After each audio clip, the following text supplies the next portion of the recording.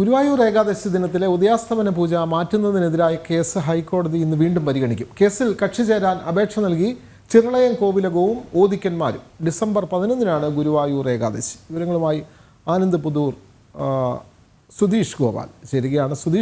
സുധീഷും അതേപോലെ തന്നെ ആനന്ദുമുണ്ട്. അവിടെ ഗുരുവായൂർ ഏകാദശി 11-ാം തീയതി നടക്കുന്നു. ഈ ഗുരുവായൂർ ഏകാദശിക്ക് ഉദയാസ്തമന പൂജ അത് മാറ്റിയതിനെ സംബന്ധിച്ച കേസ് ഇപ്പോൾ കോടതിയിൽ വരുന്നു. ഹൈന്ദവ സംഘടനകൾ പ്രതിഷേധവുമായി രംഗത്തുണ്ട്. നിലവിലുള്ള പൂജാ വിധികൾ മാറ്റുന്നതിനെതിരെ എന്താണ് പുതിയ വിവരങ്ങൾ ഗുരുവായൂരിൽ നിന്നും നൽകാൻ കഴിയുന്നത്? സുധീഷ്.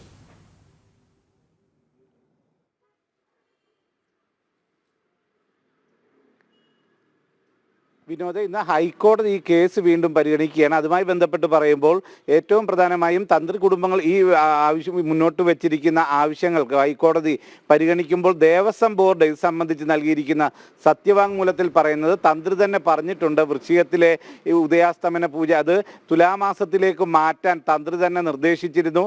ഇത് വലിയ തിരക്ക്, 5 മണിക്കൂറോളം ക്ഷേത്രം അടച്ചിടുമ്പോഴുണ്ടാകുന്ന ഈ ഭക്തജന തിരക്ക് ഒഴിവാക്കുന്നതിന് വേണ്ടിയാണ് ഇത്തരമൊരു ക്രമീകരണം ഏർപ്പെടുത്തിയതെന്നതാണ് ദേവസ്വം ബോർഡിൻ്റെ നിലപാട്. എന്നാൽ ഇത് ആചാരം കൂടിയാണ് എന്നുള്ള കാര്യം, എന്നാൽ ഇത് ആചാരമല്ല, വഴിപാട് മാത്രമാണെന്ന നിലപാടാണ് ദേവസ്വം ബോർഡിനുള്ളത്. ഈ വിഷയത്തിലാണ് ഹൈക്കോടതി വീണ്ടും ഈ കേസ് ഇന്ന് പരിഗണിക്കുന്നത്.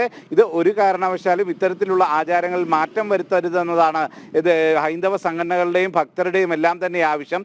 ഇതിൻ്റെ ഒരു പശ്ചാത്തലത്തിലാണ് ദേവസ്വം ബെഞ്ച് ഇന്ന് കേസ് അത് അനിൽ കെ നരേന്ദ്രൻ്റെ നേതൃത്വത്തിലുള്ള ബെഞ്ചാണ് ഇത് പരിഗണിക്കുന്നത്. അതിൽ കൃത്യമായി ഇത് ഒരു ഗുരുവായൂർ ക്ഷേത്രവുമായി ബന്ധപ്പെട്ട് അവിടെ വർഷങ്ങളായി നടന്നു വരുന്ന ആചാരത്തിൻ്റെ ഒരു ലംഘനമായി തന്നെ കണക്കാക്കണമെന്നതാണ് തന്ത്രി കുടുംബവും മുന്നോട്ട് വെക്കുന്നത്. എന്തു തന്നെയായാലും ഇതിൽ ഭക്തരുടെ താല്പര്യങ്ങൾ കൂടി പരിഗണിക്കപ്പെടും എന്നത് തന്നെയാണ് നമുക്ക് പ്രതീക്ഷിക്കാവുന്നതും.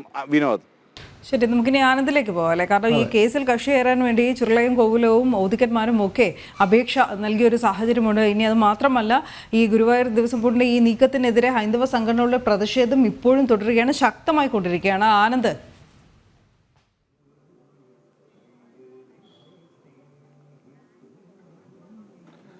തീർച്ചയായും അനു, എന്തായാലും കേസ് ഇന്ന് വീണ്ടും കോടതി പരിഗണിക്കും.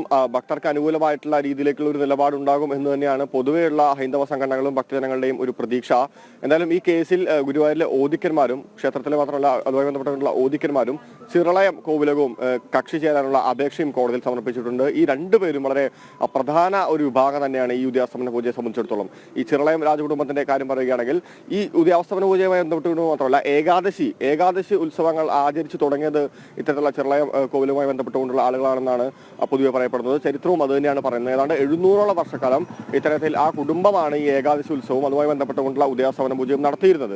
തുടർന്ന് 1971-ലാണ് ഈ ഉദയാസ്തമന പൂജയും ഈ ഏകാദശിയും ഈ നടത്തുന്നതിനുള്ള എല്ലാ അധികാരങ്ങളും ദേവസ്വത്തിന് കൈമാറുന്നത്. അതുമായി ബന്ധപ്പെട്ടുകൊണ്ടുള്ള ആളുകൾ പറയുന്നത് ദേവസ്വത്തിന് കൈമാറുമ്പോഴും അവർ പറഞ്ഞിരുന്നു, അതായത് എങ്ങനെയായിരുന്നോ നടത്തിയിരുന്ന ചടങ്ങുകൾ അത് തന്നെ ആവർത്തിക്കണം എന്നുള്ള ഒരു ഉറപ്പ് നൽകിക്കൊണ്ടാണ്, അല്ലെങ്കിൽ അത്തരത്തിൽ വാക്കാലൊരു പരാമർശം ഉണ്ടായിരുന്നു എന്നാണ് ഇന്നലെ നമ്മൾ അദ്ദേഹവുമായി സംസാരിച്ചപ്പോൾ, അതായത് ചിറളയം രാജകുടുംബത്തിലെ മുതിർന്ന അംഗവുമായി സംസാരിച്ചപ്പോൾ അദ്ദേഹം പറഞ്ഞത്. അപ്പോൾ ആ ഒരു ഉറപ്പ് ലംഘിക്കപ്പെട്ടു. അതായത് ഉദയാസ്തമന പൂജ നടത്തില്ല എന്നുള്ള ഒരു തീരുമാനത്തിലേക്ക് ദേവസ്വം എത്തിയപ്പോഴാണ് ഈ ഒരു കാര്യത്തിൽ കക്ഷി ചേരാൻ വേണ്ടി ചിറളയം രാജകുടുംബവും തീരുമാനിച്ചിട്ടുള്ളത്. അദ്ദേഹം പറയുന്നത്, അതായത് നമ്മൾ ജനം ടിവിയോട് അദ്ദേഹം വ്യക്തമായി പറഞ്ഞ ഒരു പ്രധാനപ്പെട്ട കാര്യം, കഴിഞ്ഞ 700 വർഷങ്ങളോളം ഞങ്ങളുടെ രാജ കുടുംബം, അതായത് ചിറളയം കുടുംബം ഈ ഉദയാസ്തമന പൂജയും ഏകാദശിയും നടത്തിയിരുന്നു.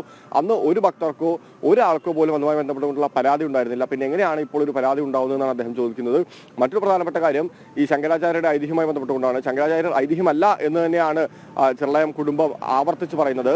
ഈ ഗുരുവായൂർ ഏകാദശി ദിനത്തിലെ ഉദയാസ്തമന പൂജ ആചാരമാണെന്നും ഉറപ്പിച്ച് പറയുന്നു. അതൊരു വഴിപാടല്ല. തങ്ങൾ നടത്തിയിരുന്ന കാലത്തെല്ലാം അത് കൃത്യമായ ഒരു ആചാരം തന്നെയായിരുന്നു. അതുകൊണ്ട് ഡിസംബർ 11-ന് ഈ വരുന്ന ഏകാദശിക്കും ഈ പൂജ, ഉദയാസ്തമന പൂജ നടത്തിയേ മതിയാകൂ എന്ന് തന്നെയാണ് ഇത് വർഷങ്ങളായി ചെയ്തു വരുന്ന ഈ ചിറളയം കുടുംബത്തിന്റെയും ആവശ്യം. അതുപോലെ തന്നെ ഓദിക്കന്മാർ, അതായത് ഗുരുവായൂരിലെ പ്രധാനപ്പെട്ട പൂജാവിധികളിലെല്ലാം പങ്കെടുക്കുന്നവരാണ് ഓദിക്കന്മാർ. 4 പ്രധാനപ്പെട്ട കുടുംബങ്ങളാണ് ഈ ഓദിക്കന്മാരെ അവിടെ പരിഗണിച്ചിട്ടുള്ളത്. ഈ ഉദയാസ്തമന പൂജ എന്ന് പറയുമ്പോൾ തന്നെ അതിൽ ഏതാണ്ട് 21ഓളം പൂജയുണ്ട്. അതിൽ ഭൂരിഭാഗം പൂജ, അതായത് 17ഓളം പൂജയിലും ഈ ഓദിക്കന്മാർ നേരിട്ട് പങ്കെടുക്കുന്നുണ്ട്. അപ്പോൾ അതിനെല്ലാം ഒരു പ്രാധാന്യത്തെ ഉൾക്കൊണ്ടുകൊണ്ട് തന്നെയാണ് ആ ഓദിക്കന്മാരും ചിറളയം കുടുംബവും ഇപ്പോൾ ഈ കേസിൽ കക്ഷി ചേരാനുള്ള ഒരു അപേക്ഷ നൽകിയിരിക്കുന്നത്. എന്തായാലും ദേവസ്വം ബോർഡിനെതിരെ പ്രതിഷേധം ശക്തമായിക്കൊണ്ടിരിക്കുകയാണ്. കൂടുതൽ പ്രതിഷേധ പരിപാടികളുമായി രംഗത്ത് വരാൻ തന്നെയാണ് ഹൈന്ദവ സംഘടനകളുടെ തീരുമാനം. നമ്മൾ കഴിഞ്ഞ ദിവസം കണ്ടതാണ് ഗുരുവായൂർ ക്ഷേത്രത്തിന്റെ പരിസരത്ത് അത്തരത്തിൽ ഗുരുവായൂരിന്റെ നടയോട് ബന്ധപ്പെട്ടുകൊണ്ട് തന്നെ ഈ ക്ഷേത്ര ഭക്തജന കൂട്ടായ്മയുടെ പേരിൽ ഒരു പരിപാടി സംഘടിപ്പിച്ചിരുന്നു. അതുപോലെ തന്നെ ഓരോ പ്രദേശങ്ങളിലും അത്തരത്തിൽ രാമനാമം ചൊല്ലുകയും വീടുകളിൽ വിളക്ക് കൊളുത്തുകയും അത്തരത്തിൽ തന്ത്രിയുമായി ബന്ധപ്പെട്ടുകൊണ്ടും ദേവസ്വത്തിനും ഈ തീരുമാനം മാറ്റുന്നതിനായുള്ള പ്രാർത്ഥനകളും പൊതുവെ നടക്കുന്നുണ്ട്. ക്ഷേത്ര രക്ഷാസമിതിയാണ് ഇതുമായി ബന്ധപ്പെട്ടുകൊണ്ടുള്ള പരിപാടികൾ ഒരു ഭാഗത്തിൽ നടത്തുന്നത്. ക്ഷേത്ര രക്ഷാസമിതിയും ഈ ഒരു കേസിൽ കക്ഷി ചേർന്നിട്ടുണ്ട്. എന്തായാലും ഈ ഗുരുവായൂർ ക്ഷേത്രത്തിലെ ഈ ഒരു ആചാരം യാതൊരു കാരണവശാലും നടക്കാതിരിക്കരുത്, അത് എന്ത് വില കൊടുത്തും സംരക്ഷിക്കും എന്നുള്ള ഒരു ഉറച്ച തീരുമാനത്തിൽ തന്നെയാണ് ഈ തന്ത്രി കുടുംബവും. വേണ്ടി വന്നാൽ ഹൈക്കോടതിക്ക് അപ്പുറത്തേക്ക് സുപ്രീം കോടതി വരെ പോകാനും ഒരു തീരുമാനത്തിലുണ്ട് എന്നാണ് നമുക്ക് അറിയാൻ വേണ്ടി സാധിക്കുന്നത്.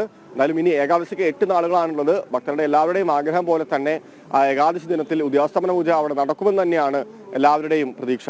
അതെ, ഏകാദശി ദിനത്തിൽ മുടങ്ങാതെ ഇത്തവണയും ഉദ്യാസ്തമന പൂജ നടക്കും എന്ന് തന്നെ ഭക്തർ വിശ്വസിക്കുന്നു. പക്ഷേ ദേവസ്വം ബോർഡ് മറ്റൊരു ദിവസത്തേക്ക് അത് മാറ്റുന്ന തീരുമാനം വരുന്നു. ഹൈക്കോടതിയിൽ അതിനെ സംബന്ധിച്ച് ഹർജി വരുന്നു. ഭക്തരുടെ പ്രതിഷേധമൊക്കെയുണ്ട്. അവിടെ ആനന്ദ് പുതൂരും അതേപോലെ തന്നെ സുധീഷുമാണ് വിവരങ്ങൾ നൽകിയത്.